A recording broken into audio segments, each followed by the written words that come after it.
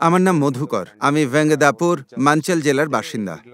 অসুস্থ হওয়ার পর আমি হাসপাতালে গিয়েছিলাম এবং তারা আমায় পরীক্ষা করে বললেন যে আমার ক্যান্সার হয়েছে।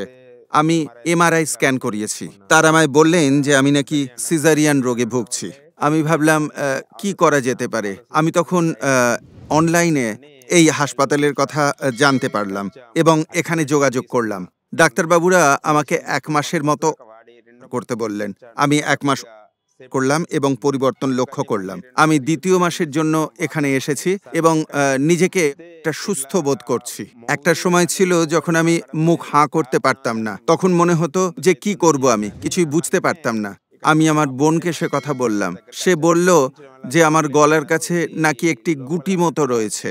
আমি এক্স-রে করিয়ে সেটা ডাক্তারবাবুকে দেখিয়েছিলাম এবং তারপরেই এইখানে আসি।